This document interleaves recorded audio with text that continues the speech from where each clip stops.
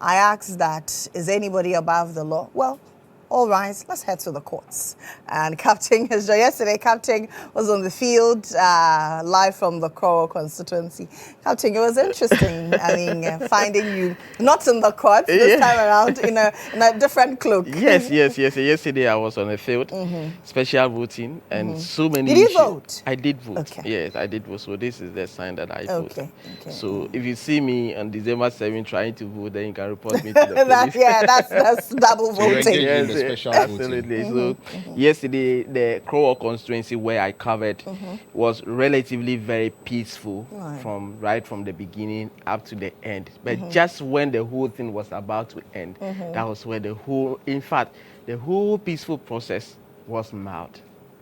When election, in fact, one incident that took place was the issue about taking pictures of who you voted for. There was a gentleman who came in, had the ballot papers, entered the box, and was about, so took the phone from his pockets just when he was about to do the do. Then the people around just accosted him, and then the polling officials, the returning officer and other officials went to him. But they checked through his phone and other stuff and noticed that he didn't take any video or picture of the process. And then he was allowed back to go and go. So people are asking if security officers, journalists, and people who will be playing roles in the main election are supposed to be people who should rather know better, are engaging in situations like that, then the main election, we are in for a long haul.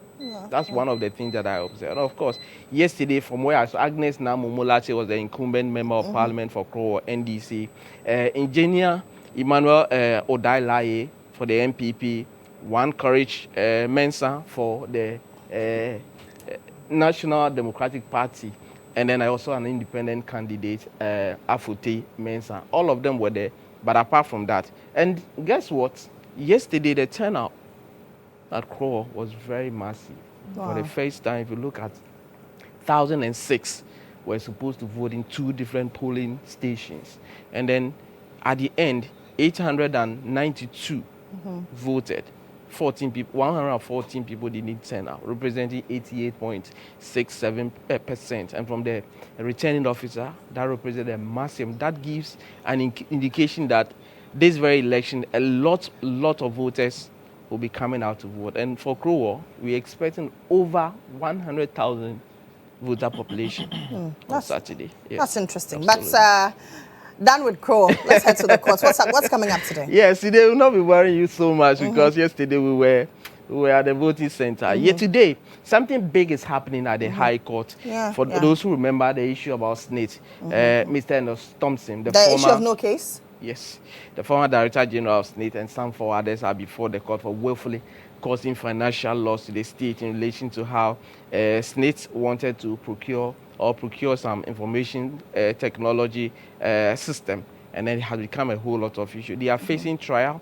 Prosecution has called 10 witnesses to say that this is what we want to tell the court about why we think that the accused persons are liable, and so they should be found guilty. And so, as the law implies, once that is done, the court will have to look at the evidence adduced by the prosecution witnesses and find whether there is a case for the accused persons to answer or not. So on the 29th of November, that was when Justice Henry Anthony Kofi, as it were, fixed for the ruling on the submission of no case. That was deferred to today. So today, we expect Ernest Thompson and 4 others. And let me just give you the names of the other accused persons who are standing trial together with Mr. Ernest Thompson. So we have John Hagan Mensah. He was a former IT manager at SSNIT. Then you have Juliet Hassana Kramer, a CEO of Perfect Business System.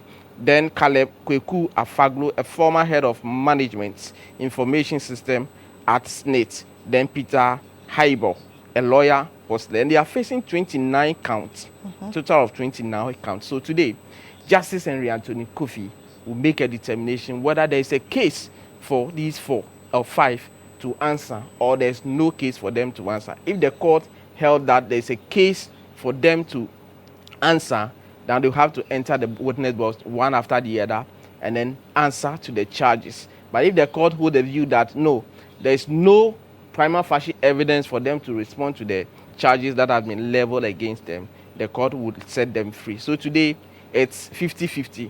Prosecution will know whether they have made a case, or the accused persons will know whether there's no case against them too. So Justice Henry Anthony Kofi, who is a justice of the Supreme Court, by presiding over this case as an additional High Court judge, would deal with the situation. And he's also the president of the Association of Magistrates and Judges. So this is the biggest case that we are expecting today. Today, right. Captain, today is quite a short one. Thank you very very much. So see you. And I like your new studio because it make me feel comfortable.